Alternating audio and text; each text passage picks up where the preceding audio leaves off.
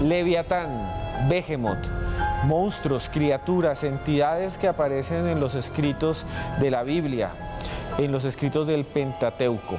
Muchas personas dicen que pueden ser reales o son símbolos espirituales que acechan a la humanidad. Lo que están viendo es una imagen del profeta Daniel y las 4 bestias legendarias, monstruos que acechan desde las sombras, criaturas que para muchos creyentes a través del espacio y el tiempo están ahí. Y esta noche en Más Allá vamos a presentarles los monstruos y las bestias más aterradoras de la Biblia.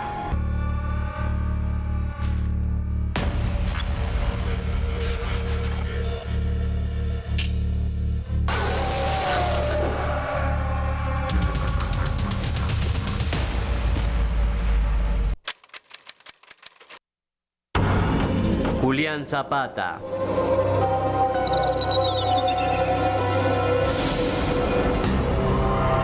Rubiela Hernández.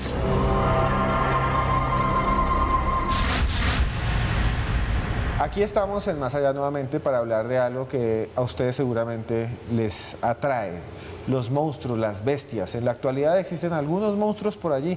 En Point Pleasant, en Estados Unidos, dicen que se aparece un hombre pájaro, el Mothman, que también aparece en Coahuila, en México. Y cada vez que aparece este ser, que tiene ojos rojos y alas, aterroriza y causa catástrofes. Dicen que cuando aparece hay un terremoto, un ciclón o algo. También está el monstruo del lago Ness, allá en Escocia, debajo del agua.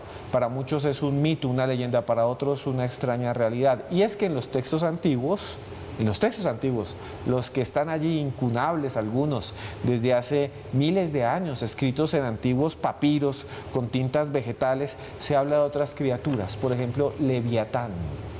Leviatán, monstruo monumental, masivo, que está allí, según los antiguos profetas y según la Biblia. Y para hablar de estos monstruos, estamos con unos invitados realmente excepcionales, ¿verdad, Joana? Buenas noches, don Esteban. Sí, un tema bastante interesante que tocamos por primera vez aquí en este programa, pero como usted decía, son monstruos que han estado presentes desde la creación de la humanidad, y por eso hoy hemos invitado a 2 personas que saben muchísimo de este tema y que nos van a ayudar a desarrollar a cada uno de estos monstruos, de estas bestias, cuál es su significado en esos textos antiguos y sus características. Estamos con el imán Julián Zapata, que siempre nos acompaña para analizar todo este tipo de temas bíblicos. Imán, bienvenido nuevamente aquí a Más Allá. Sí, assalamu alaikum wa rahmatullahi wa barakatuh. Muchísimas gracias a maestro Esteban y a Johanna por esta generosa invitación y mi contertulia, porque este es un tema, todos los temas que se tratan aquí son fantásticos, así que es un honor estar aquí en el Más Allá. Y también tenemos a una investigadora que nos encanta invitar aquí a Más Allá, es Rubiela Hernández, que también está aquí para hablar de estos monstruos bíblicos. Rubiela, ¿qué pensar de esto? Bueno, muchas gracias como siempre por la invitación y por la oportunidad de poder investigar sobre estos temas. Yo creo que eso es un tema muy interesante porque cuando hablamos de monstruos, cuando Esteban hacía la introducción del programa, estamos hablando de algo que ha acompañado a la humanidad y que explica facetas de la humanidad durante todo su proceso. Desde los textos más antiguos hasta hoy día creemos de alguna manera que hay seres que no podemos ver y que están allí y que por alguna razón explican cosas del comportamiento humano. Entonces creo que es muy interesante. Entidades que parecen provenir de otro lugar del cosmos, de otro plano, de otra dimensión. Seres que pueden de alguna manera acechar entre las sombras, según las historias, o seres que están en nuestro interior y que simbolizan algo dentro de las teologías del mundo y que nos acompañan, Behemoth y otros más. Observen esta introducción y ya volvemos a contarles sobre estas bestias de la Biblia.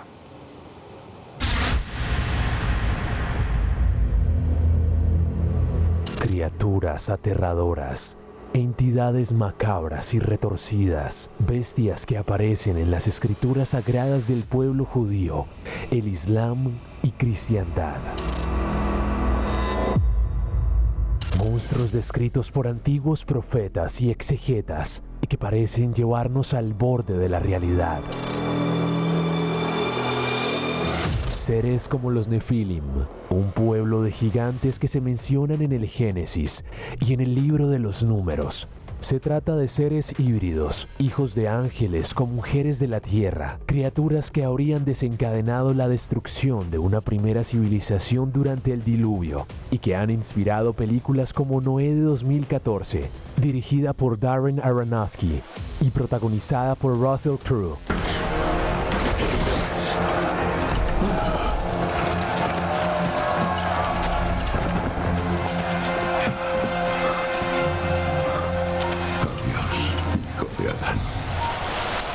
Seres que muchos consideran posibles y que causan temor y miedo. Como Asmodeo, una criatura malvada descrita en el libro de Tobías, que se enamora de Sara, la hija de Raquel, y debido a esto, mata a sus 7 esposos anteriores en la noche de su boda, antes de que pudieran consumar el matrimonio. Acompáñenos esta noche a conocer al Leviatán, Behemoth, el ejército de los 200 millones de jinetes y muchos otros, en nuestro especial de los 7 monstruos de la Biblia, solo aquí en Más Allá.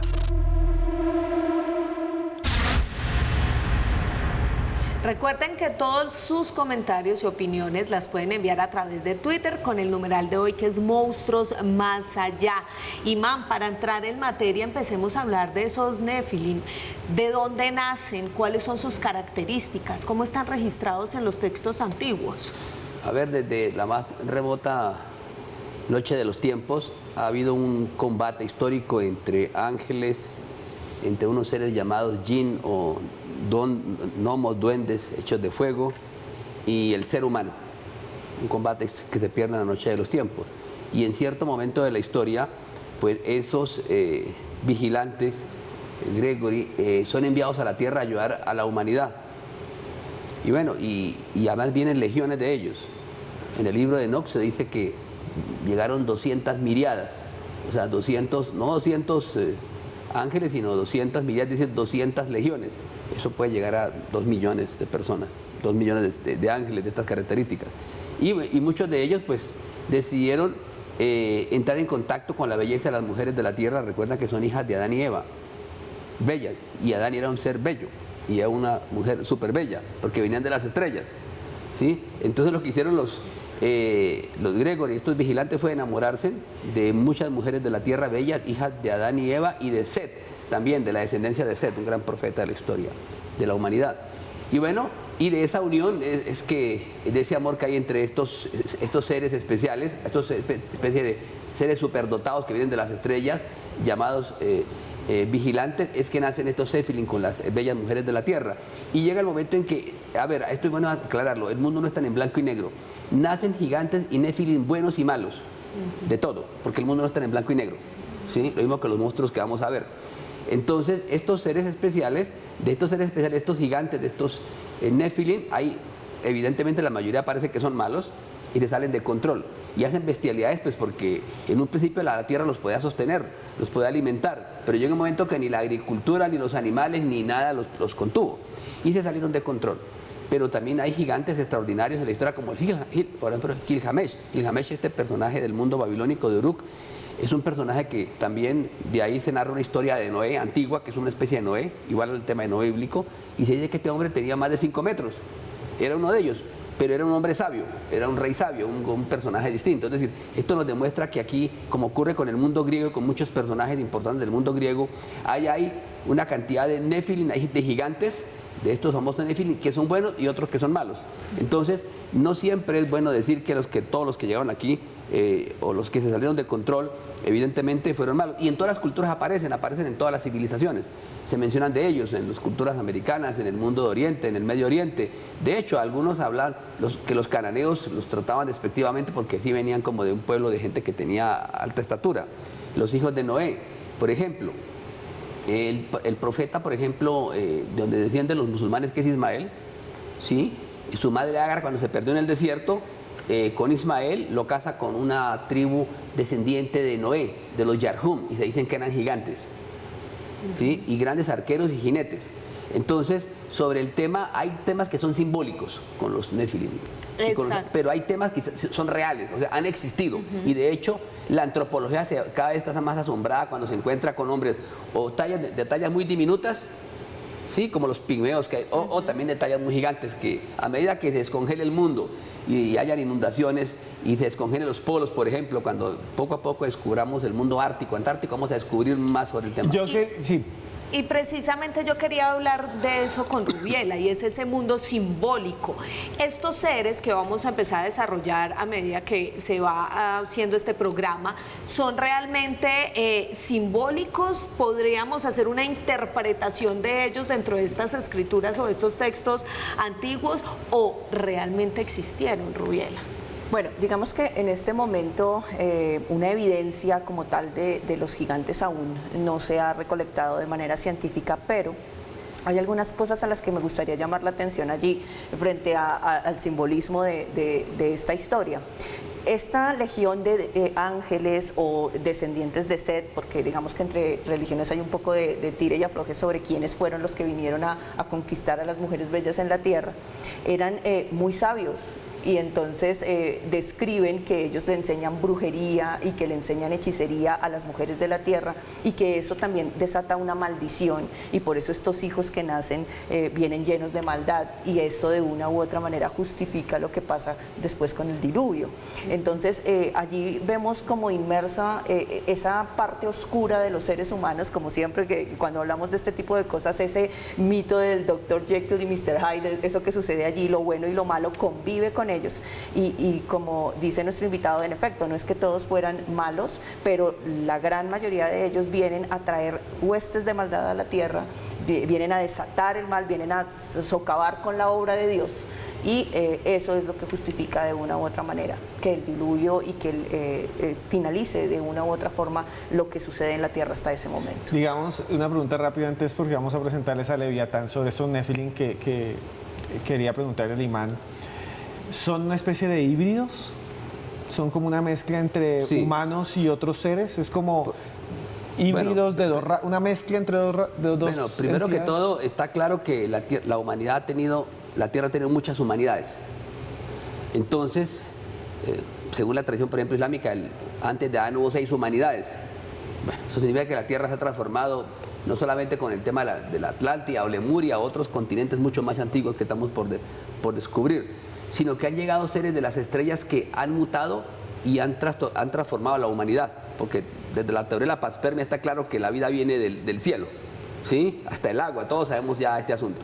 Ahora, no solamente puede haber venido el líquido del agua, vinieron seres superdotados, porque este cosmos está lleno de seres especiales, de humanidades y de seres especiales.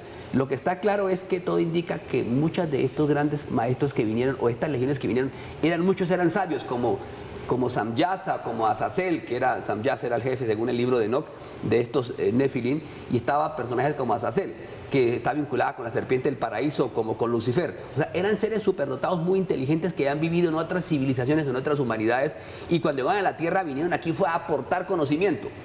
Entonces, algunos aportaron conocimientos positivos, astrología, matemática, ciencia, artes de la guerra y otros temas de la brujería que se ven también, de magia negra, de todo, hay revuelto. Y se salen de control, pero evidentemente son seres superiores que llegaron aquí a ayudar a transformar la humanidad, y lo mandaron fue a ayudar.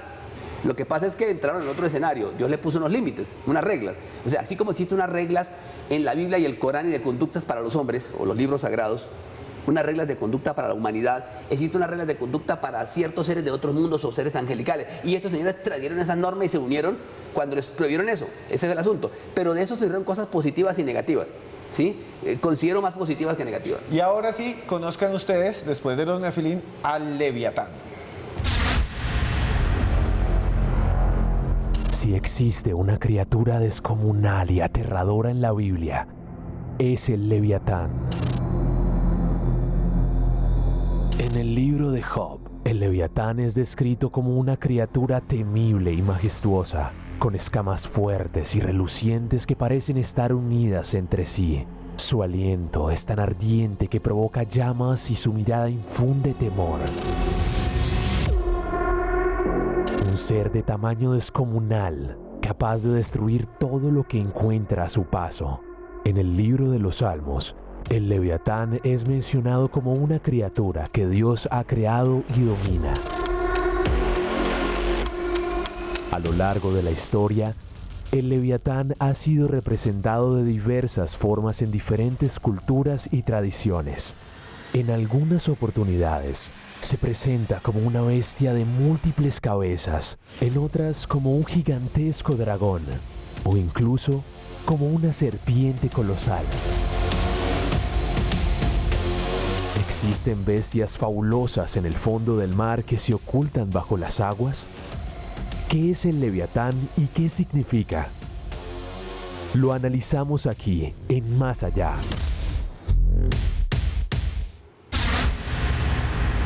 El Leviatán o la serpiente marina gigante. Rubiela, ¿de dónde nace esta historia y qué características tiene? Porque lo veíamos en la nota, es representado de diversas formas también, ¿no? Y representa a esta criatura el caos. El caos y que viene a comandar y a custodiar todo lo que está debajo del agua.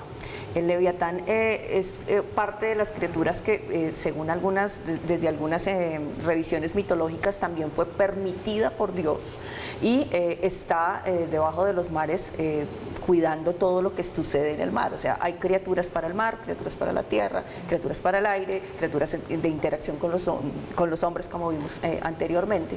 Y tiene la característica que dice en las escrituras, el Talmud, que si una persona llegase a encontrarse directamente con él, no soportaría y del miedo moriría.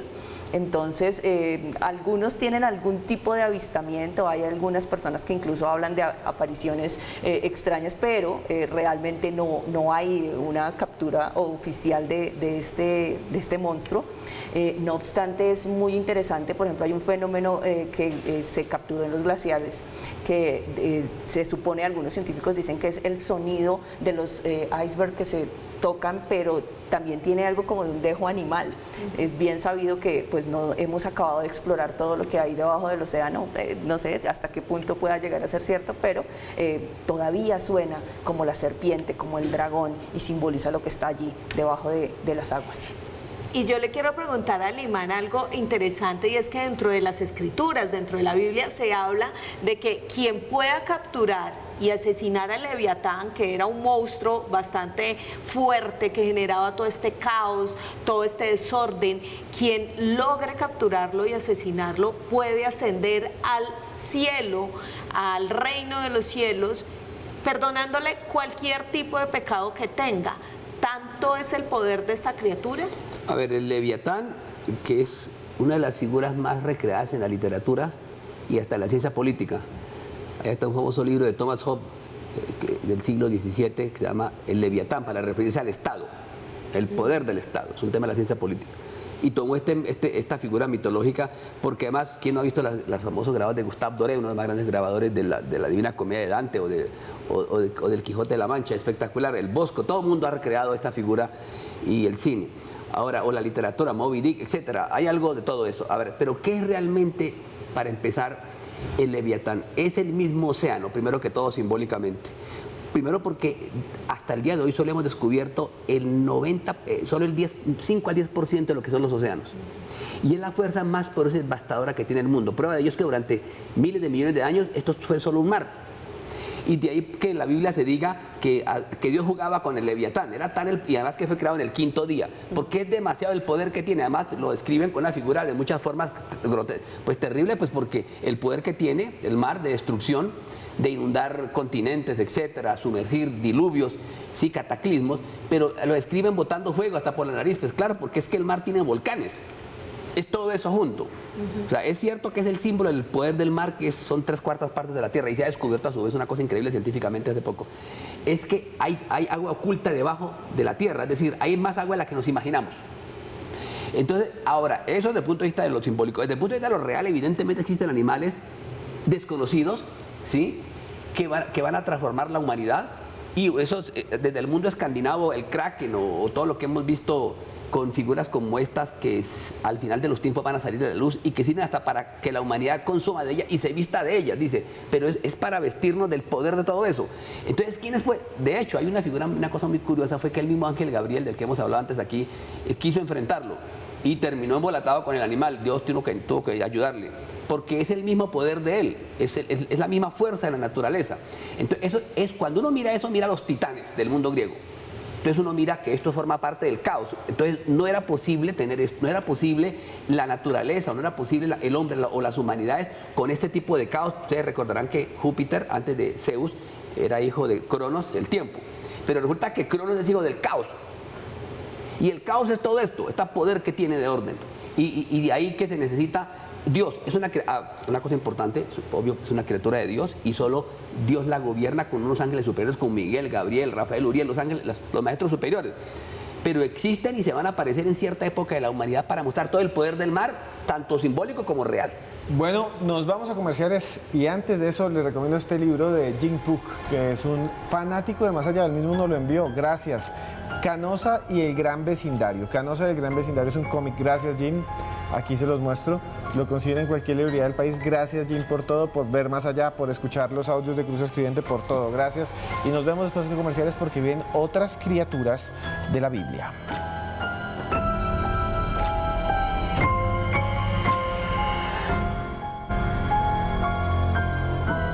Continuamos aquí en Más Allá, en esta noche en la que hablamos de monstruos bíblicos. Recuerden que todos sus comentarios los pueden enviar a través de la cuenta de Twitter con el numeral Monstruos Más Allá. A continuación vamos a ver otro de estos que está descrito en los textos bíblicos y ya venimos a analizarlo con nuestros invitados.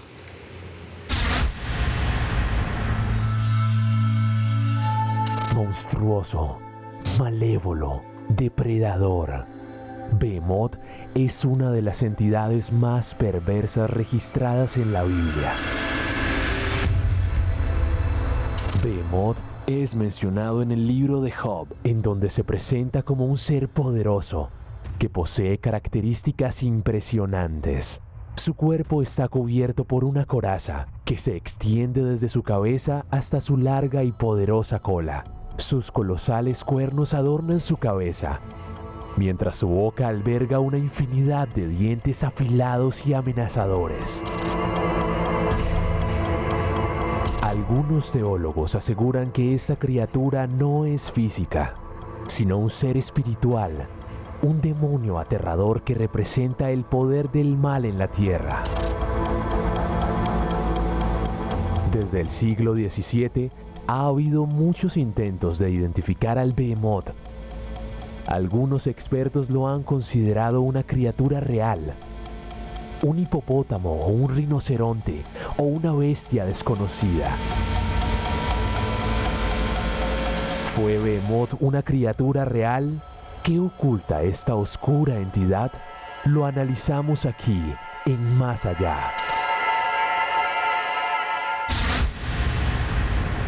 El Behemoth, pero también Behemoth por un grupo de rock y además hay un inicio de que dice Behemoth y no sé, va nombrando un montón de demonios. ¿Qué podemos hablar de esa criatura que ahora le voy a preguntar también a Limán? Parece representar son los poderes de la tierra, mientras el Leviatán son los poderes del mal, del mal también porque es malvado, dicen algunos, o no sé. Este es los poderes de la tierra. Es la voracidad de la tierra, es un ser que se representa como que nunca se puede saciar y que podía alimentarse por montañas enteras y Dios tenía que volver a repoblar la montaña para que él pudiera volver a alimentarse. Es extraño porque algunos lo identifican con un hipopótamo, otros lo identifican con un rinoceronte, otros le ven más una cara como de elefante y pues era representado como algo asombroso, fuerte y oscuro, pero su connotación con los demonios se la dan mucho después. Entonces se habla de que Behemoth es uno de los demonios que lidera las huestes del mal en la tierra. Entonces digamos que es como si hubieran tomado su nombre y todo su poderío y lo representan después con ese elefante que tiene un estómago muy grande porque es como algo que representa la gula y ese no poder saciarse nunca, a pesar de que era como un apetito que nunca se iba a terminar. Sí, en efecto, como dice Esteban, una banda tomó el nombre de Behemoth, es una banda bastante popular que representa, que retoma un poco ese poderío y esa fuerza del mal en la tierra. Imán, Julián Zapata, quiero preguntarle una cosa y es lo que estábamos hablando. ¿Es como un espíritu de la tierra? ¿Y en qué parte, usted que es un gran conocedor de todas las escrituras de las principales religiones, en qué parte del Talmud o del Génesis, dónde aparece mencionado? Bueno, lo mencionan en el libro de Job, especialmente, pero aquí el tema con esta figura es darle forma. Es un poder devastador como el anterior, del Leviatán, y además terminan enfrentándose, ¿no? Porque es la guerra que ha habido siempre entre el mar y la tierra, ¿sí? Entonces, también está relacionado con una figura espiritual devastadora y destructora al final de los tiempos, que también van a librar una batalla a la humanidad con estos seres en el Armagedón, la batalla con el anticristo. Bueno, esto que se escribe en todas las humanidades de unos salvadores que vienen a enfrentarse a unas figuras que van en contra de la ley divina, de los libros sagrados, y que quieren llevar a la humanidad a una era de esplendor. Lo que quiere decir todo esto es que mientras la humanidad no enfrente a estos grandes desastres y catástrofes, estos grandes monstruos que fueron colocados por Dios como, estos monstruos fueron colocados por Dios como prueba para la humanidad. Existen ahí, ¿sí? Entonces, en esa medida la humanidad solo puede encontrar paz y armonía en la medida en que pueda destruir sus pasiones y sus egos, las guerras, la concupiscencia. Entonces, claro, todo eso está desatado y esos símbolos, esos son simbólicos y reales que van a aparecer. Entonces, claro, el caso del Behemoth, que lo describen que va hasta cubrir un desierto. Todos sabemos cómo los desiertos, la desertificación de la tierra es una amenaza para la humanidad. Pero lo cierto es que están vinculados con todos los libros sagrados, están vinculados con el juicio final y con el Armagedón y con una batalla que se va a librar en el Medio Oriente, ¿sí? Una confluencia de lo que es Palestina, Siria, Israel, etcétera, el Líbano, este sector que es tan importante y que es conflictivo para la humanidad. Entonces, claro, aquí hay muchos monstruos enfrentados, pero también para significar potencias, ¿no? Muchas potencias. Hay potencias, por ejemplo, que hoy en día tenemos que son potencias marítimas, fuertes, como Estados Unidos, como Inglaterra, como Japón. Poder de destrucción. O sea, eso pongámoslo acá en términos de la ciencia política y lo real. Pero hay potencias que son continentales, como Rusia, por ejemplo, que es una potencia, y estamos hablando de unas figuras que además se enfrentan de manera destructiva. Sí. Y destructiva es con todo, es decir, para cambiar el clima, para cambiar la salud, o sea, con pandemias, epidemias, temas de salud, destrucciones con armas, por eso botan fuego, por eso no solamente son los volcanes que tienen, sino los fuegos. Qué pena interrumpirlo, pero les quería hacer una pregunta rápida por lo que usted está diciendo que es muy interesante y ya casi nos toca irnos a comerciales, ¿cierto? Pero quiero preguntarles rápidamente, últimamente ese nombre de Leviatán, Behemoth y demás, se lo ponen a armas, ¿no? Yo vi un barco de guerra que se llamaba el Leviatán. ¿Cierto? Y también hay bombas que dicen que les ponen nombres bíblicos, ¿no? Hay una operación que se llamó las trompetas de Jericó, por ejemplo. ¿Cierto? Un arma. Y es muy interesante porque todavía se utilizan los nombres de estas bestias para significar armas de destrucción masiva. Porque se equipara con lo que va a suceder en el Apocalipsis. Entonces, como estas bestias están llamadas a aparecer nuevamente en el fin de los tiempos, pues es normal que los seres humanos, quienes de alguna manera también incentivamos que el fin de los tiempos se vea a través de toda esta carrera armamentista y a través de toda, digamos que esta apuesta marítima, terrestre, de lo que tiene que ver en combate, pues entonces lo equiparamos con esos monstruos y le damos la voracidad y el poderío que tienen esos monstruos. Imán, incluso los hebreos, se supone que Behemón es una palabra hebrea y ellos aseguran que no se trata de una bestia, sino de muchas bestias unidas en este solo ser, que sería como la gran potencia, ¿no? No, y además llega un momento en que es difícil delimitar su versión negativa de luz-oscuridad. Es una criatura del Creador, ¿sí? Que la suelta en el momento que es necesario. Es como los toros, un toro de casta, pues alguien que lo cría, lo cultiva, ¿no? Pero después de que lo suelten en una plaza de toros, es otro animal, ¿sí? Y destruye lo que encuentra a su paso. Y eso pasa con estas criaturas, pero ya de manera hipérbole, ¿no? Ya fuera de control. Y esos son los mundos en los que estamos enfrentados, ¿no? Sino que ver los portaaviones que tenemos hoy, los submarinos, como dicen, submarinos nucleares, armas nucleares. Y bueno, y del animal que vamos a ver ahorita, el CIS, que es, bueno, ahora el tema con los cielos. Entonces, hoy la humanidad entiende eso mejor, tanto desde el punto de vista físico como simbólico, pero de hecho existen y son por eso un misterio.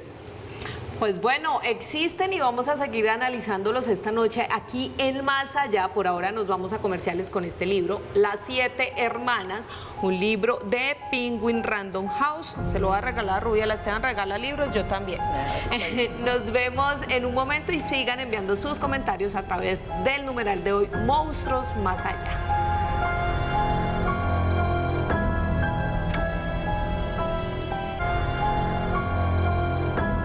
Continuamos en Más Allá en esta noche en la que hablamos de las bestias legendarias de la Biblia. Son bestias que tienen que ver también con los elementos. Habíamos hablado del mar y es el Leviatán. Habíamos hablado de la tierra y es Behemoth. Pero hay uno más ancestral, uno que está mezclado con la idea de los reptiles. No sé por qué la humanidad siempre ve como lo negativo al reptil. Incluso los ufólogos hablan de los reptilianos, seres escamosos que confabulan bajo las sombras. Antes de eso quisiera decirle que si les gusta este programa Más Allá, vayan rápidamente en YouTube y busquen mi canal de YouTube que se llama Los Audios de Cruz Escribientes Más Allá en audio, y ahí encuentran a Limán, encuentran a Johanna, encuentran a Rubiela, todos han pasado por allí. Son podcasts, los escucha mientras camina, mientras hace ejercicio. Los Audios de Cruz Escribiente, búsquelo, ahí está.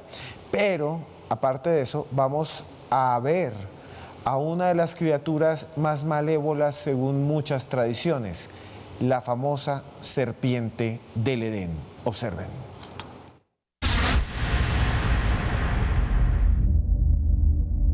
Una de las bestias más aterradoras de la Biblia es la serpiente del Edén. Una entidad oscura que encarna la maldad según las principales religiones de la historia. En el libro del Génesis, la serpiente se acerca a Eva y le hace preguntas engañosas, tentándola a comer el fruto del árbol del conocimiento.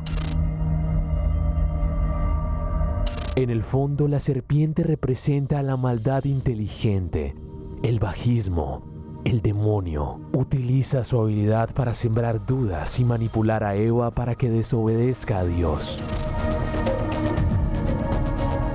Durante la Edad Media, los marineros aseguraban observar alargados monstruos en el mar, que se llamaban serpientes marinas, bestias legendarias que aparecen retratadas en antiguos mapas.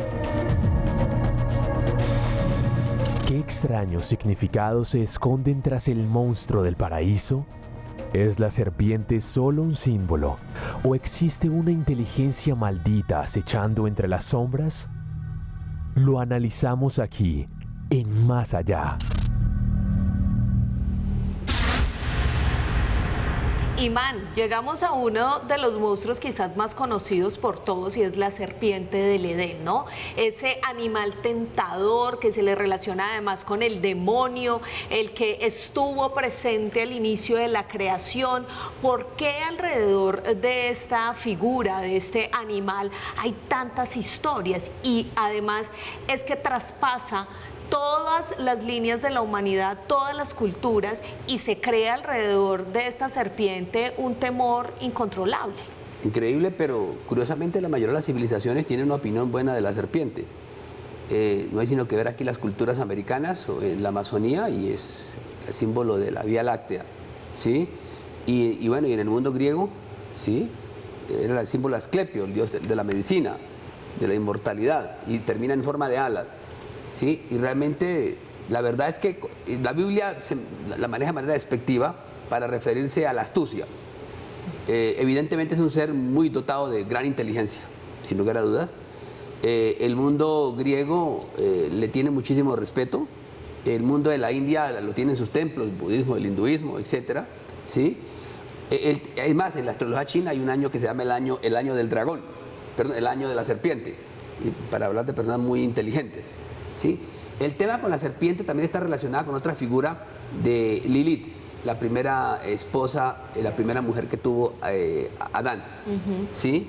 Que se rebeló contra, bueno, las leyes del creador y dijo, no, yo no quiero estar en este paraíso, no quiero estar sometido aquí por el hombre y tal cosa, yo más bien me voy a otro mundo, y descendió a la tierra, y bueno, su trabajo es la astucia, la inteligencia. Pienso que el gran debate que hay sobre la serpiente tiene que ver con un hecho increíble, porque es un animal especial y mencionado con nombre propio, y tiene muchos nombres. es el hecho de que aquí hay un debate entre lo que es la inteligencia y la sabiduría. El debate. Y aquí el debate es que evidentemente con su inteligencia pudo engañar a Eva, pero el gran debate que dio la humanidad y la gran prueba por el cual tuvo que descender de otros mundos superiores, Adán y Eva, a la tierra, es porque aquí el debate es que no es suficiente con ser inteligente y tener astucia, es la sabiduría, que es la que viene a tratar los libros sagrados, los profetas, lo profundo. Y ese es el debate de nuestro tiempo. Todavía hay seres que uno los ve inteligentes y gobernantes. La pregunta, ¿son sabios? Es otra cosa distinta. Y ahí es donde mora el conflicto.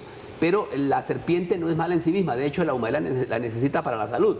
De hecho, Gilgamesh, este personaje de la Mesopotamia, de Babilonia, del mundo de Uruk y todas estas cosas, cuando Gilgamesh pierde una serpiente, ya no es inmortal. Porque además recuerden que también este animal se regenera, tiene una capacidad de cambiar, bueno, y es un símbolo especial. Pero el problema no es, aclaro, el problema no es contra la serpiente, son las conductas que puede tener el ser humano cuando se sobrepasa la astucia. La astucia, en la tradición espiritual de todas las civilizaciones, la astucia es un defecto de la inteligencia. Y donde la sabiduría es débil. Donde hay sabiduría suprema, pues obvio, la astucia no reina. Y eso pasa con los pueblos y las naciones.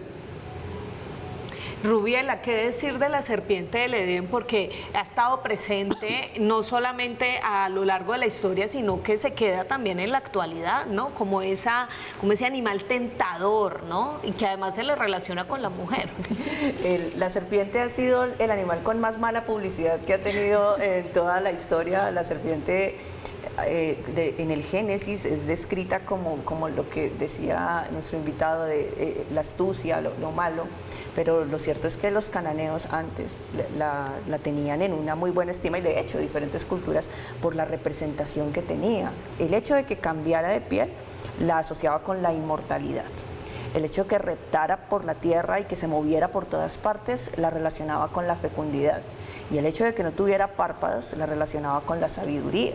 Entonces, por eso es que en algunas otras culturas está puesta como un símbolo realmente positivo. No obstante, pues algunos estudios dicen que esa mala publicidad que le dan y su relación con la mujer, el fruto prohibido y demás, es precisamente el tratar de erradicar las otras creencias en otras religiones y centrarnos un poco más digamos, en lo que es el paraíso y bueno, lo que propone todo el tema bíblico. Pero lo cierto es que cuando uno estudia y se da cuenta, por ejemplo, en la epopeya de Gilgamesh y bueno, en otros textos, la connotación que tiene la serpiente es positiva. Moisés tuvo una serpiente en el Éxodo para sanar a la gente. Entonces es un poco extraño y hay un párrafo de la Biblia, hay una frase de la Biblia que dice que pondré enemistad entre ti y la mujer. De ahí en adelante hay, como les digo yo, toda una mala fama que tiene realmente el animal. Yo quiero preguntarle una cosa muy rápido al imán. Muchos ven la serpiente como el demonio, una inteligencia maligna.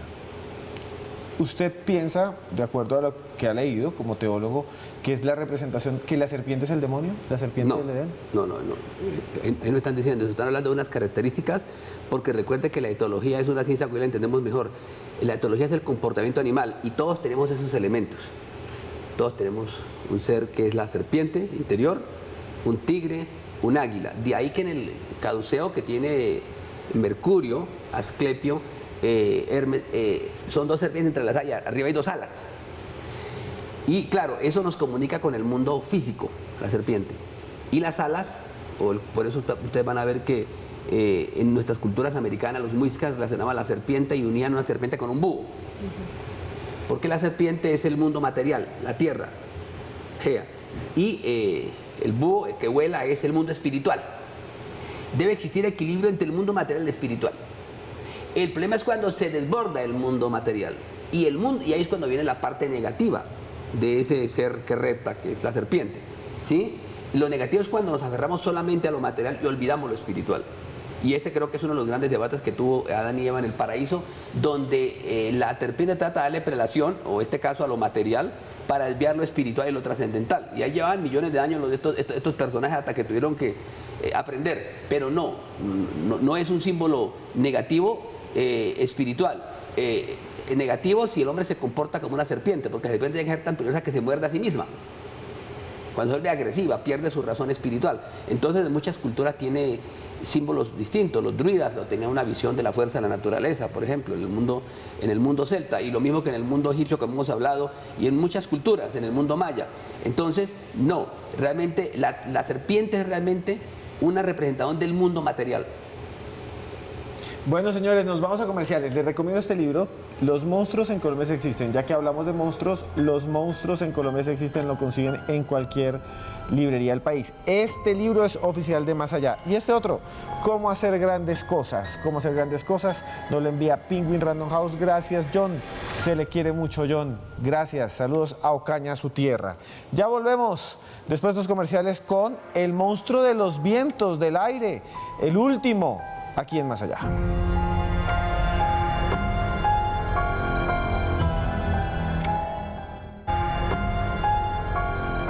Vamos llegando al final de este programa de hoy en el que hemos hablado de los monstruos bíblicos, pero antes queremos que escuchen esta nota sobre el cis o el ave gigante que está descrita en la Biblia.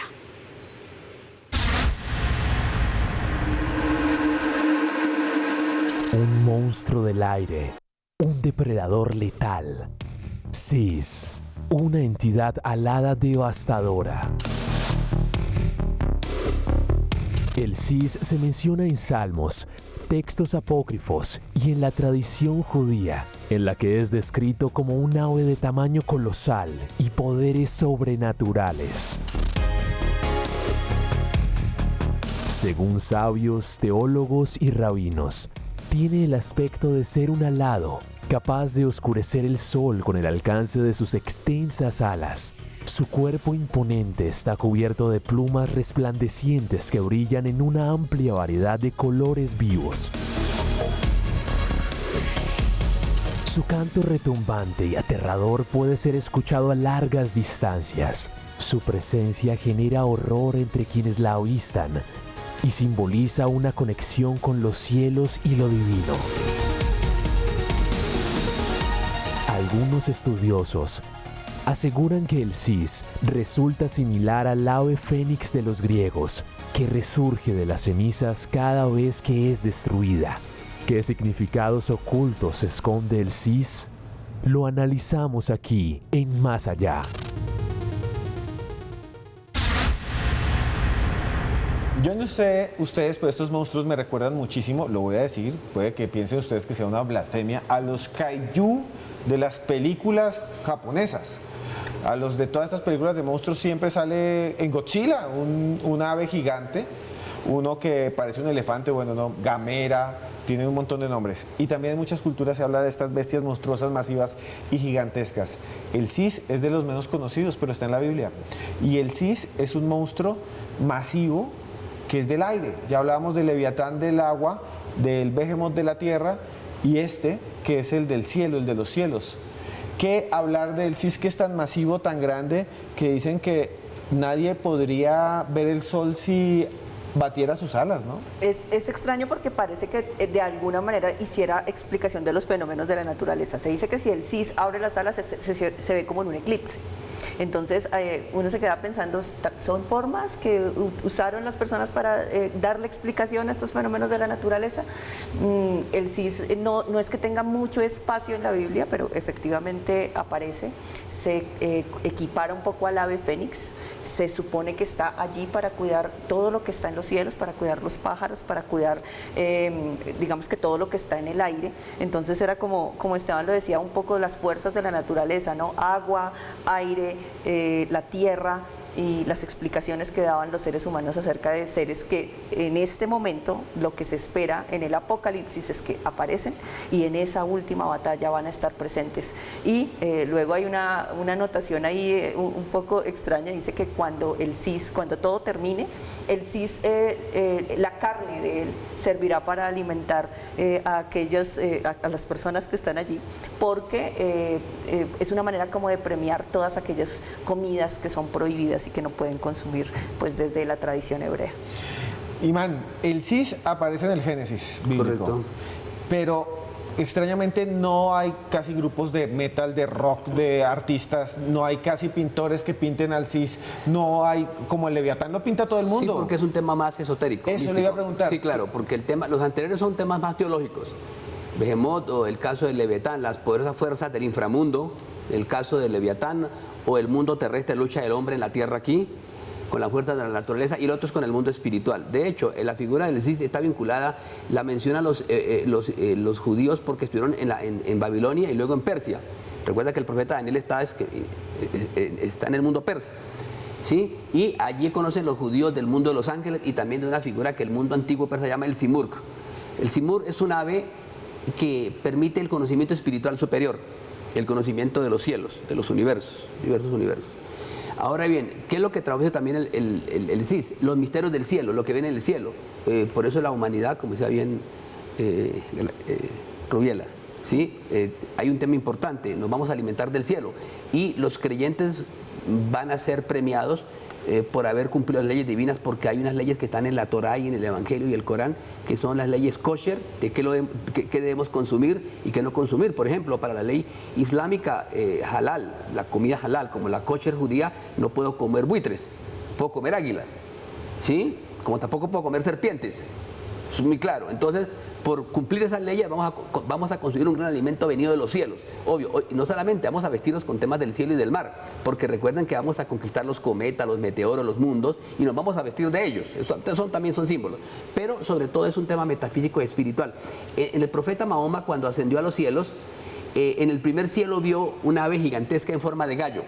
Se decía que era tan grande que cubría todo el primer cielo y tocaba con su cabeza el segundo cielo. Y era el que llamaba y cantaba, ¿no? Y era el que llamaba a todos los animales a hacer la oración, a recordarles su deber espiritual, ¿sí? Por eso tiene que ver con una parte más del espíritu. Podríamos decir en últimas que el tema aquí de los tres animales que estamos hablando, simbólicos, el uno es el alma, el mundo del Leviatán.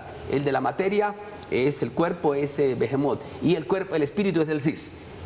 Por eso se habla, Rubiela, de que el Cis es como el conocimiento oculto, que por eso no se lo nombra, que por eso es el campo de los místicos, ¿no? De los teólogos. Pero también se habla de que renace, que no muere, y por eso se le equipara al ave fénix, que es esa idea de renacimiento, ¿no? Es esa idea de renacimiento y de transformación. Y si nosotros nos damos cuenta, puede que así como el Cis no se conozca tanto, pero hay aves que nos han acompañado y mitológicamente nos han acompañado con esa representación espiritual.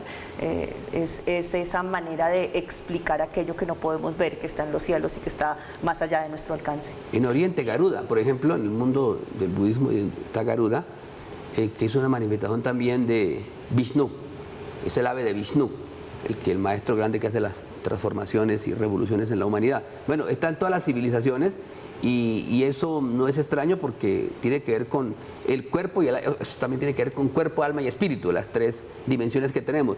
Y todos estos seres especiales son seres poderosos de la creación, que es del creador, repito, ¿sí? Son importantes y los vamos a ver en su mayor majestuosidad a medida que la ciencia aumente con los demás conocimientos científicos y tengamos más comprensión espiritual, pues vamos a entender mejor estos símbolos y estos grandes signos de la creación. Bueno, llegamos al final de ya este programa. Joana, ¿qué piensa de este recorrido por esta cantidad de monstruos bíblicos? Este programa lo hicimos porque ustedes nos lo pidieron. Mucha gente, hablen del Leviatán, hablen del Behemoth. Pues aquí lo cumplimos. Si les está gustando este programa, denle like ya mismo aquí y escríbanos desde dónde están ustedes viéndolo. Yo sé que hay mucha gente. Saludos a la gente que está en Londres, mucha gente en Londres y mucha gente también por allá en Texas. Me escribió desde un pueblo de Texas. Hablen de los monstruos bíblicos. Aquí le tenemos. ¿Sabían que existía el Cis? ¿Qué piensa usted ya terminando? Esteban, hicimos un gran recorrido por todos estos monstruos bíblicos y estoy muy de acuerdo con el imán Julián Zapata. Es como una representación del cuerpo y el espíritu, de lo que somos como seres humanos y de la evolución de la humanidad también un poco, ¿no? Un recorrido bastante interesante. Recuerden que también ustedes pueden seguir pidiendo los contenidos que quieran a través de nuestros numerales digitales de cada 8 días o en las redes de Esteban o en mis redes que también me pueden buscar como @yarenasb. Y este tipo de contenidos también lo pueden encontrar en mi canal de YouTube, Ventana al Misterio. Ahí hay muchos contenidos de este tema que pueden ir a mirar y si les gusta, pues se suscriben. Imán Julián Zapata, gracias por estar nuevamente con nosotros. Decir una reflexión. Más que eso, decir que el próximo año, 2024, año del dragón, vamos a realizar en Colombia una cumbre mundial del diálogo y la alianza entre civilizaciones y tradiciones espirituales. De ahí la importancia que este programa del más allá sea fundamental, porque va a enriquecer esos debates de las grandes tradiciones espirituales. Entonces, preparémonos, queridos colombianos y latinoamericanos, que nos escuchan en español, para participar de esta cumbre mundial del diálogo y la alianza entre civilización y tradiciones espirituales, que realmente es un contacto con el más allá y con este mundo. Gracias, maestro. Y Rubiela, gracias por estar aquí nuevamente. Muchos seguidores todo el tiempo dicen, no, Rubiela, ¿por qué no volvió Rubiela? Pues Rubiela ya está aquí. Rubiela, gracias. ¿Dónde pueden conseguirla a usted? ¿Dónde pueden buscarla, seguirla, pedirle una consulta teológica? Bueno, ojo con eso porque no hago ese tipo de cosas. De hecho, varias personas me escriben para ese tipo de cosas y yo pues no hago eso. Pues nada, me encuentran en redes como Rubi Investiga, tanto en Twitter como en Instagram. Y pues decir, sumando a lo que dijo Johanna, explicaciones espirituales y explicaciones tal vez también de los fenómenos de la naturaleza. Si a ustedes les gusta leer, Rubiela va a lanzar próximamente un libro, no les puedo decir más, pero síganla en sus redes, en Rubiela Investiga, porque dentro de poco nos va a asombrar con un libro brutal, brutal.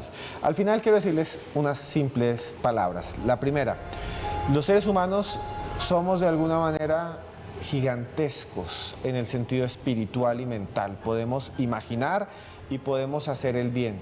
También podemos hacer el mal. Tal vez estos seres que están ahí son un espejo, un reflejo de esas posibilidades, un reflejo de la monstruosidad que puede estar allí frente a nosotros y que podemos hacer. No busquemos el mal, busque siempre la luz, crea en lo que quiera, pero ame, busque, cuide al planeta, cuide a los suyos, busque siempre cosas buenas. Yo desde aquí le digo, desde aquí, desde más allá, yo a usted lo quiero mucho y quiero que le vaya bien, en la buena siempre.